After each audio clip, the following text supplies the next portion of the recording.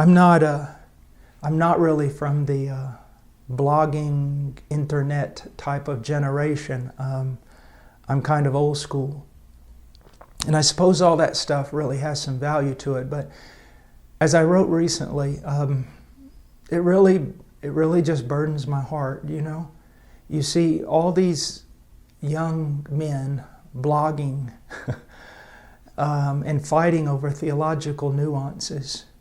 And in a way, many of them haven't lived long enough to even know or at least experience what they're talking about. And we'll sit there and we'll fill up the internet with this kind of stuff when there's literally billions of people who've not heard the gospel. I mean, it's insane. If you're listening to this and you're a young man, this is probably not your time to write a book and change the world or have a blog that gets hits from all over the planet. This is your time to prepare yourself to become a man of God.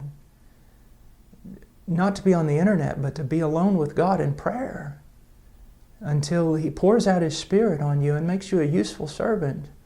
And then go out and don't be involved in pouring water on a land that's saturated. Go out with your life and preach the gospel to the nations that don't know Christ. Why be alive? The need is tremendous. But I'm not going to tell you that the need is so tremendous and God won't get it done without you. God will get it done without you. But what a loss. What a loss of joy. You know, I invite you to a life of just real sacrifice and a life of joy unspeakable and full of glory. Some of you young men, you need to think about this.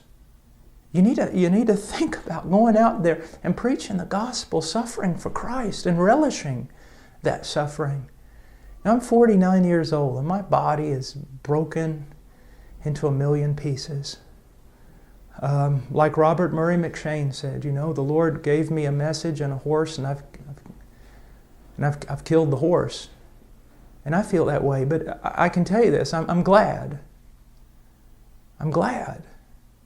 He's worth dying for, young men. And don't waste your life trying to be a theological expert to a bunch of people who already probably know more than you do. Get out there and preach the gospel. Go to the fields. Go to the places where it's dark. Preach the gospel of Jesus Christ. There's, you know, right now I'm just rejoicing in what God's doing in India and Nepal, but there's Tibet. You know, God, I ask God, when are you going to open the door for Tibet? And China? And when are you going to open the door for Mongolia? A friend of mine out in California, an acquaintance of mine, Larry Pan, he has on his website or whatever, he said that he would rather be on the front lines preaching than jostling for prominence on the stage. Young men, go somewhere and die, that only God and hell will know your name. God because He loves you, and His Spirit is powerful upon you, and hell because hell hates you. Go somewhere and preach the gospel.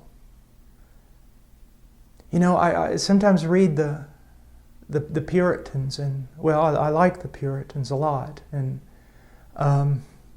Martin Lloyd-Jones and Charles Spurgeon, and then I look at the modern day preachers that we have been so blessed with. You know, men like John MacArthur and John Piper and Joel Beakey and so many brilliant men, Wayne Grudem and all these men.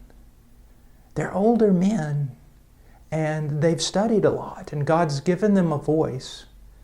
Young men, don't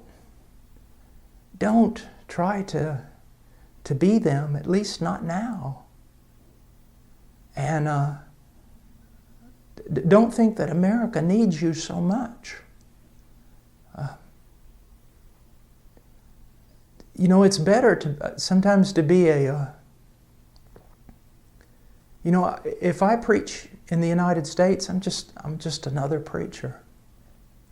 But to go overseas and preach where no one's preaching, even if you're as pitiful a preacher as I am, you're the preacher.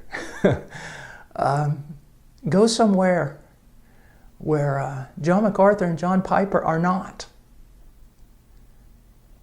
and preach the gospel, and pray, and intercede. All the men that I've ever studied, all of them, it's hard for me to find a common denominator in their lives. Some of them were more Calvinistic, others not. Some of them were well-known and seemed prosperous, and others seemed to die as martyrs and no one knew their name. They're all so different, but I found one thing in common, and that was their life of prayer. Prayer, enduring, persevering prayer. Who cares about what man knows your name? The question is, does God know your name? And secondly, does our arch enemy know your name? Does he hate you with a great hatred? Not because you're some well-known preacher, but because on your knees you fight him. On your knees you wrestle with him. You've grabbed hold.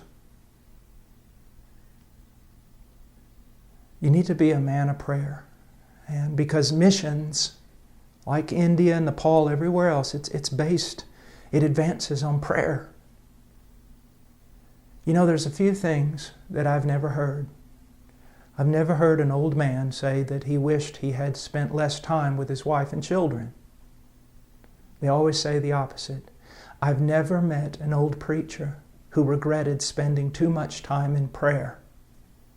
But just about everyone I've ever met has regretted not spending enough time in prayer.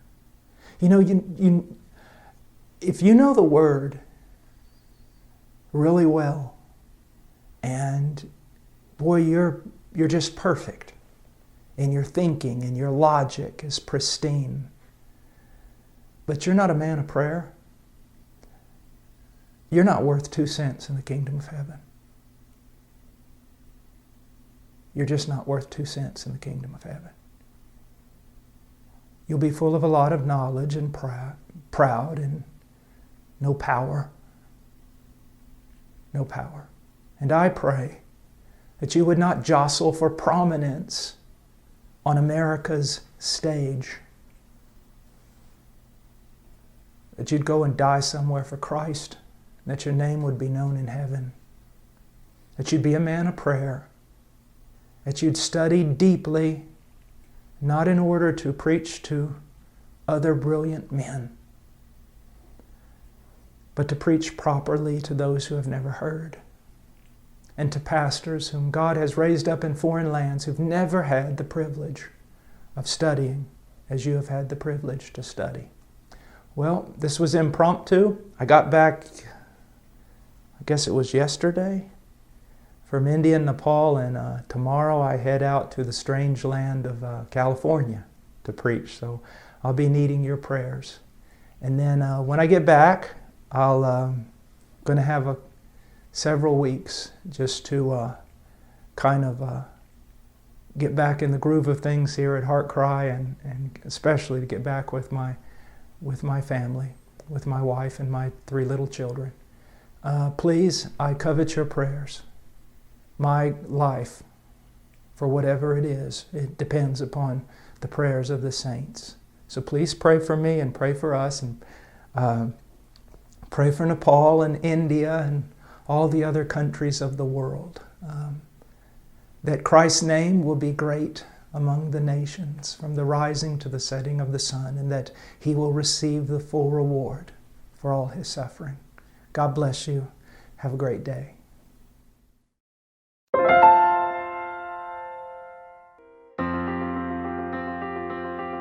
Please visit our website at heartcrymissionary.com, There you will find information about the ministry, our purpose, beliefs and methodologies, and extensive information about the missionaries we are privileged to serve.